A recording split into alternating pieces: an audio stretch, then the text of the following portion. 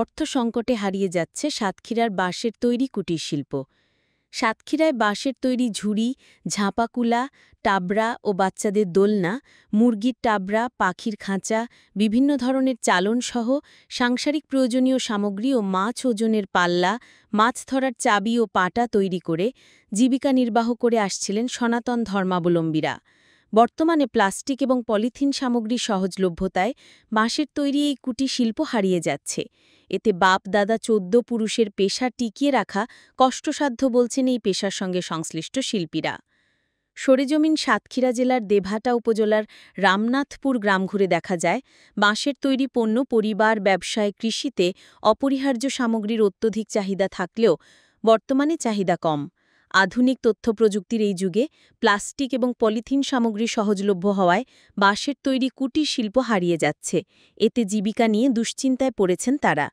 এই পেশার সঙ্গে জড়িত ক্ষুদ্র কুটির শিল্পের কোনদেব দাস, জড় দাস, রাধাপদ দাস ও কালীপদ দাস জানান, বাঁশের তৈরি জিনিস পরিবেশ বান্ধব হলেও প্লাস্টিক জিনিসের চাহিদা বেড়েছে। বাঁশের তৈরি পণ্যের চাহিদা নেই, এতে আর্থিক সংকটের কারণে সংসার চলছে না। অনেকে বাপদাদা ১৪ পুরুষের পেশা ছেড়ে অন্য পেশায় চলে যাচ্ছেন। প্রাকৃতিক উৎস থেকে উৎপাদিত বাঁশ দিয়ে তৈরি সামগ্রী পরিবেশ বান্ধব, তবে পরিবেশ বান্ধবে ক্ষুদ্র শিল্পগোষ্ঠীকে সচ্ছল রাখতে সামাজিক নিরাপত্তার আওতায় প্রণোদনা, ভাতা কিংবা ব্যাংক ঋণের ব্যবস্থা করা দাবি সংশ্লিষ্টদের। দেবহাটা ও আশাশুনি উপজেলাসহ জেলার ৭টি উপজেলায় এ ধরনের ক্ষুদ্র গোষ্ঠীর ৫,০০০-এর বেশি শিল্পী রয়েছেন। এতে সদস্য সংখ্যা ২০,০০০। আমাদের এই কাজকর্মে বাস করে অতিরিক্ত দাম বেচাকেনা নেই খুব একটা। এখন যদি সেইভাবে সরকার আমার দিক দেখতো, একটু যদি সব দিক দিয়ে সুবিধা অসুবিধা দেখতো, তাহলে আমরা একটু সুবিধা পাতাম।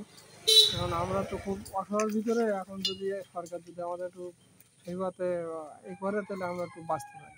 কারণ আমরা তো অনেক আগের থেকে কাজ করতেছি, এখন আমরা বাপ দাদুরা যেভাবে কাজ করে গেছে আমরা সেভাবে কাজ কাম করতেছি, কিন্তু সেভাবে আমরা সেই মানে ফল পাচ্ছি না। যে বাঁশখড়ের দাম সেভাবে মাল বেচাকেনা নেই। এখন যদি একটা বাঁশে এখন ২টা মাল হচ্ছে, সেভাবে আমাদের মানে লাভ খুব কম হচ্ছে।